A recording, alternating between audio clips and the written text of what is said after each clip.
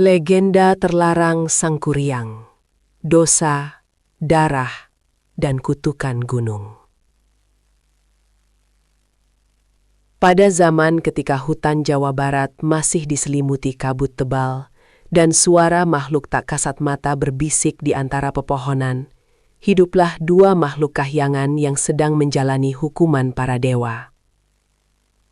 Sang dewa dikutuk menjelma menjadi seekor anjing hitam bernama Tumang, sementara sang dewi diturunkan ke bumi dalam wujud babi hutan raksasa bernama Wayung Hyang. Mereka terasing, terbuang, dan hidup dalam bayang-bayang kutukan di rimba sunyi. Suatu hari, Wayung Hyang yang kehausan mencium aroma aneh dari air yang menggenang di daun keladi. Tanpa tahu, air itu adalah air seni Raja Sungging Perbangkara, raja sakti yang darahnya mengandung kekuatan gaib. Begitu air itu menyentuh tubuh Wayung Hyang, kutukan bergerak. Rahimnya mengandung, dan lahirlah seorang bayi perempuan. Bayi itu tidak menangis seperti manusia biasa. Tangisannya menggema aneh, seolah memanggil takdir kelam. Raja Sungging Perbangkara membawa bayi itu ke istana dan menamainya Dayang Sumbi. Waktu berlalu. Dayang Sumbi tumbuh menjadi perempuan tercantik di tanah Pasundan.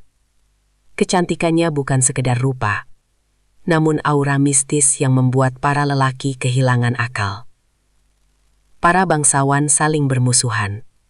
Darah tumpah demi memilikinya.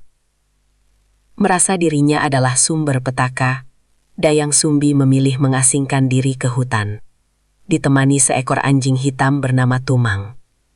Tanpa ia tahu, makhluk itu adalah jelmaan dewa, sekaligus takdir yang terkutuk.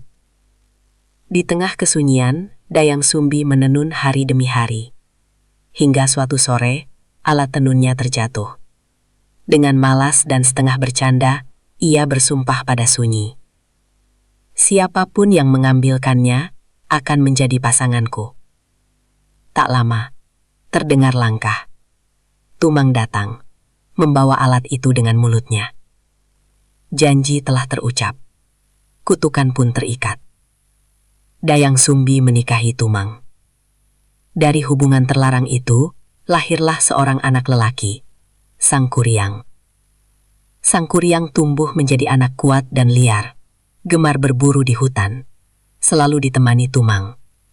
Ia tak pernah tahu bahwa anjing itu adalah ayahnya sendiri. Baginya, Tumang hanyalah binatang. Hingga suatu hari, Dayang Sumbi meminta hati kijang untuk disantap. Sangkuriang berburu, namun hutan sunyi. Tak ada satupun kijang. Yang muncul justru seekor babi hutan besar, Wayung Hyang. Sangkuriang menyuruh Tumang mengejar. Namun Tumang diam, tubuhnya gemetar. Ia mengenali sosok itu. Amarah Sangkuriang meledak. Tanpa belas kasihan, ia membunuh Tumang. Mengoyak dadanya. Mengambil hatinya. Hati ayahnya sendiri. Daging itu dimasak. Dimakan oleh ibunya. Ketika kebenaran terungkap, Dayang Sumbi menjerit histeris. Dengan amarah bercampur putus asa, ia menghantam kepala Sangkuriang hingga berdarah. Luka itu bukan sekedar luka, melainkan tanda kutukan. Sangkuriang lari ke hutan, membawa dendam dan kebencian. Ia menghilang bertahun-tahun, berguru pada makhluk-makhluk sakti, hingga kekuatannya melampaui manusia biasa. Ketika ia kembali, takdir yang busuk menantinya. Di hutan yang sama, ia bertemu seorang perempuan cantik yang tak menua oleh waktu. Ia jatuh cinta, tanpa sadar itu adalah ibunya sendiri. Dayang Sumbi pun terlena, hingga ikat kepala Sangkuriang terbuka. Luka lama itu terlihat.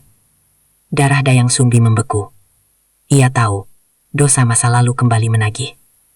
Namun Sangkuriang tak mau percaya. Nafsu telah menutup mata dan akal. Ia memaksa.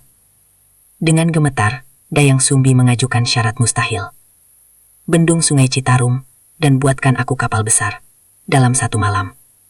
Sangkuriang tertawa. Ia memanggil makhluk halus, jin, siluman, dan arwah gentayangan. Tanah bergetar, sungai meraung, kapal raksasa hampir selesai.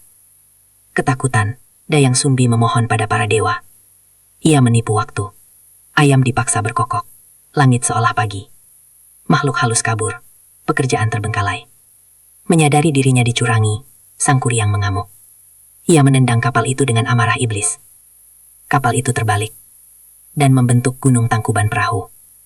Dayang Sumbi melarikan diri, menghilang di Gunung Putri. Sementara Sang Kuryang, dengan dendam dan kutukan, lenyap ke alam gaib. Konon, hingga kini, amarahnya masih bersemayam di gunung itu.